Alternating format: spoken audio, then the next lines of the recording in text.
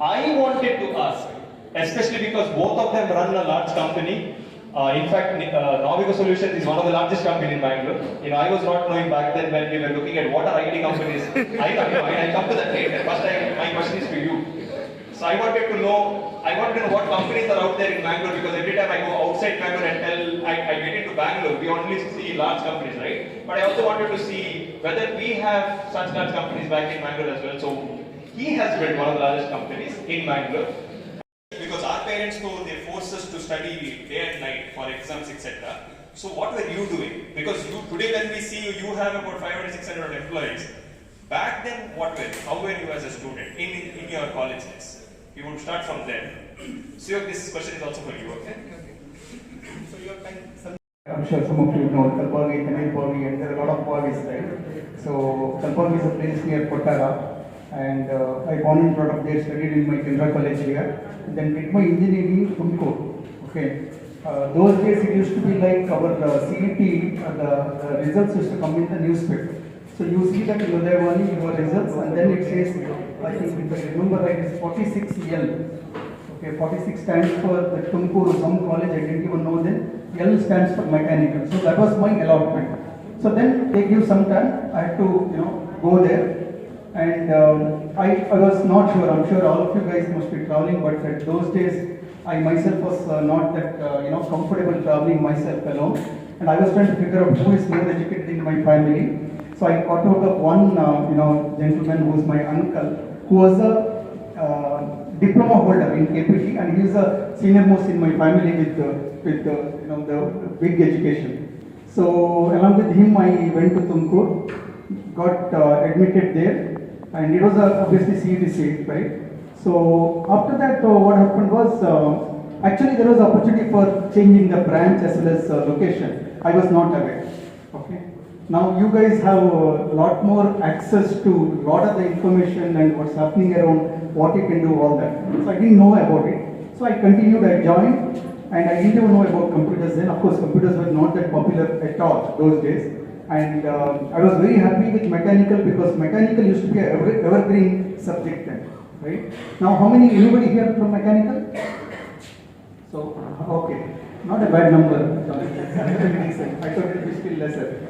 So, what happened was, of course, I was a very Gandhi kind of a student in the class, okay, not like Johnson. You don't understand me. So, I got decent scores, of course, not like you guys, right? These days, all of you get 90, 95, and people, especially girls, cry even if you get 99.2, right? Sorry. I think that's also all thanks to multiple choice questions. Yeah. So, those days, getting distinction was a big thing. So, thankfully, I got distinction. And after that, at the end of first year, I had to go to principal for signature.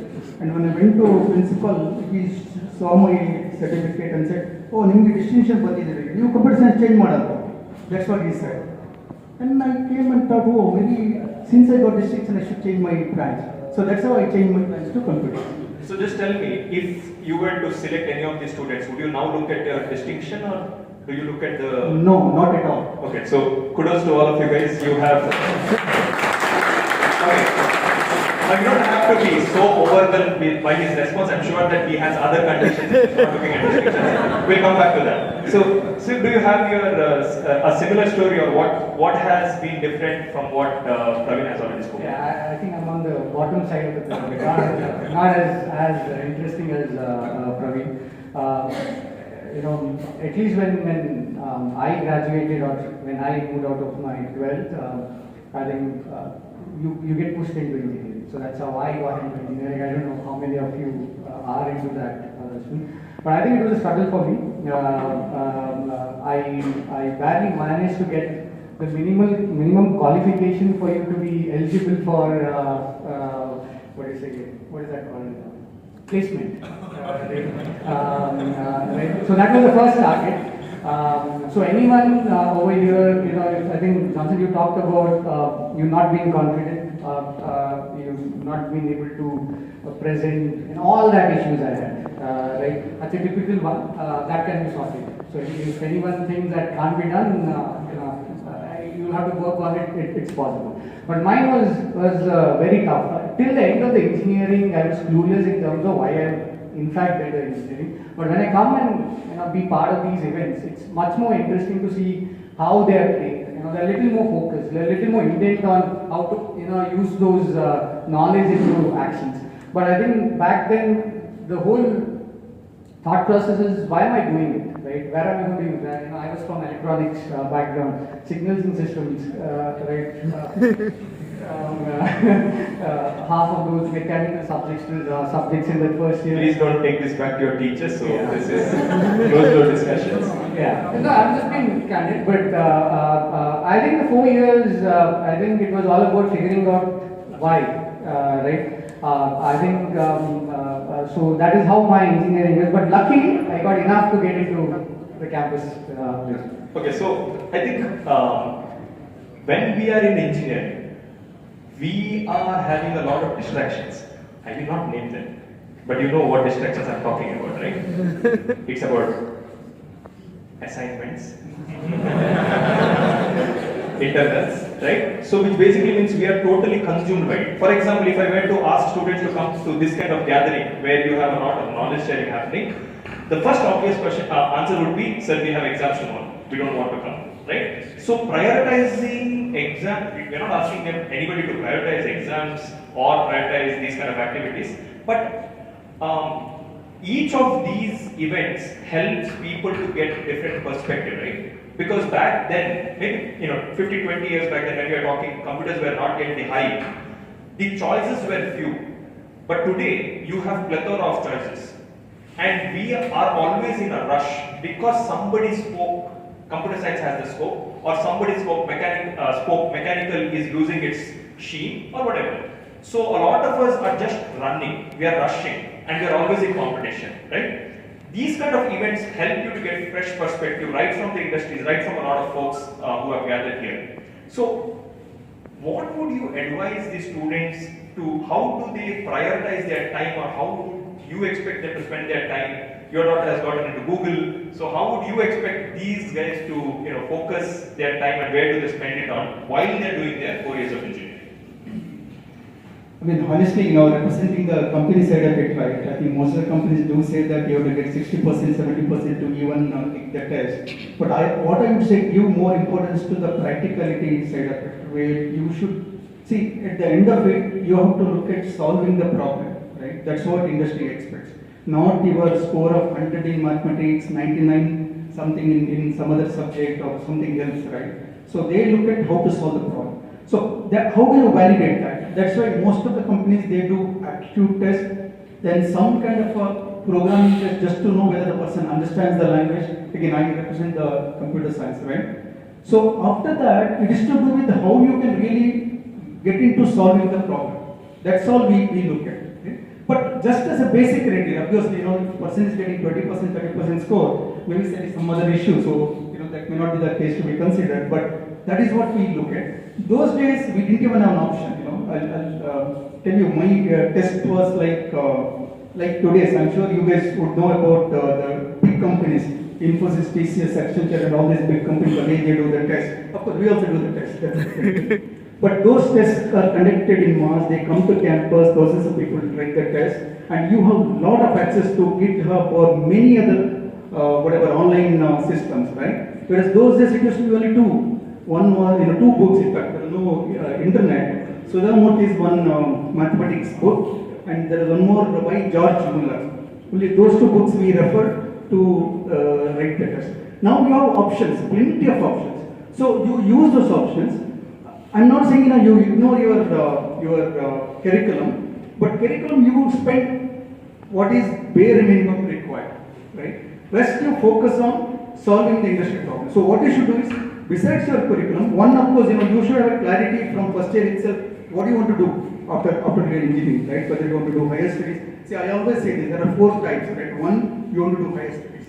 And second, you want to start your own company, right? Or fourth, you want to join a corporate. Or fifth, or fourth one, you want to join your parents' business. So these are the 4, focus areas that you can think of based on whatever background you have. Also, what is your passion? What do you want to do, right? So once you do that, start preparing for that from the first.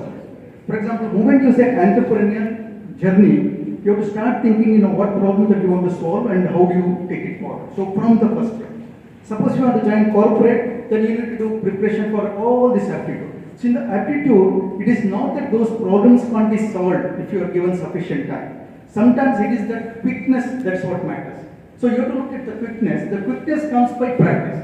Practice, practice, practice. I think more than me, my daughter also can say that because she just completed and now the second one is doing that in the first year now. So it's a continuous practice on preparing for the corporate aptitude test. Is what I would suggest if your focus is on that. Of course, higher studies means you have to do different things in terms of identifying the right university, again where you want to do particularly, which particular area that you want to have a specialization on and things like that.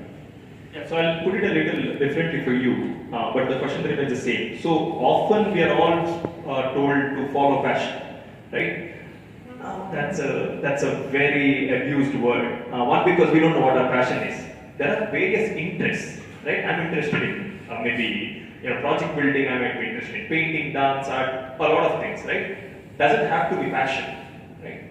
But over a period of time, I go in depth pursuing something, or I bring things together and then I see value in what I'm trying to do. The world will respond to me in a particular way, and then I'll eventually say that this is my passion, and I'll continue to do it. So how do you advise students to find their passion? If you have not found it during engineering, please say that you have not found it in engineering, maybe you found it later, but please be candid about it.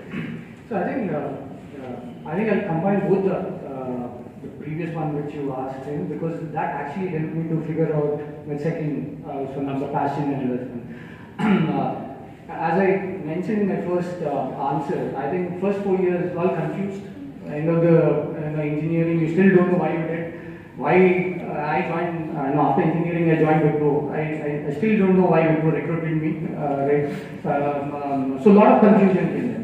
But if I had to redo that phase of my,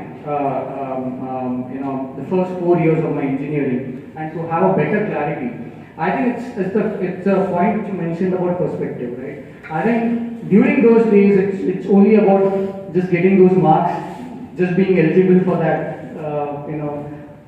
campus selection. But I think, it gives you a very narrow-minded focus, right? You don't know how the world is evolving, how the tech is evolving, what is the purpose of an engineer at the end of the lesson, right? I think the events like this, the exposure to similar forums, right, that gives you the perspective. I think that I did after I did my engineering, right? So that helped me over a period of time to get a better understanding of why, what is the purpose of an engineer in today's this one and how important it is, right? What you can actually do after that, right? Now, what you guys do as part of this event, that I did as part of my first job, because I had some bit of this one. Because over a bit, I think when I started my job, luckily for me, I had the opportunity to do a lot of things, right? Just to give you how my career started, got selected in Wipro, it's a regular training program, right, for the entire batch. So the half of the room gets put into one department, the half.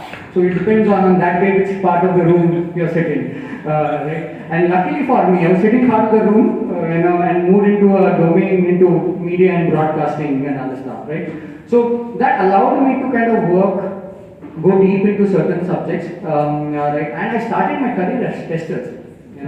And trust me, when I was moved and put into into a testing, today it is a taboo, but I didn't know even what does a testing role in an organization like Wipro. I had to call my sister and say, they moved me into testing, what the hell this is, right? That's how bad my understanding of engineering was.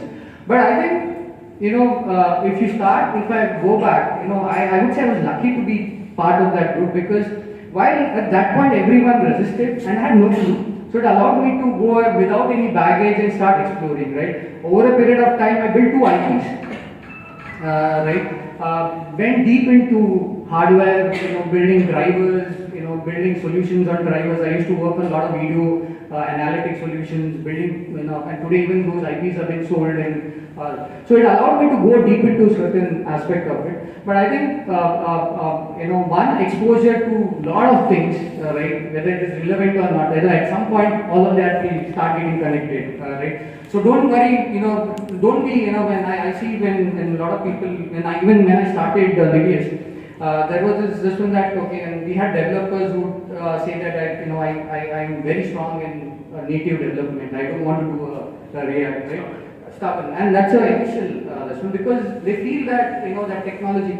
No, I think you'll realize that in my entire career, I have lost count in the number of things have changed over a period of time. So if you have to be, you have to train your mind to be, to pick up anything on any given day, you need to go through different things, right? And events like this, doing various different stuff in your initial set of careers would train your mind to kind of pick up anything on any given day and this one, because the tech is not going to be constant. The way you solve the problems are always going to change, right? And unless you have figured out a way to kind of go through that motion, right, adopt new technology, look at these problems in a different way, you will not able to progress, whether it's a product, services, or any industry you are associated with, right? So, and I think that's what I think. For me, doing that over a period of time helped me to kind of build that perspective and the knowledge which is required for me to run an organization. So both of you, highlighted something very important.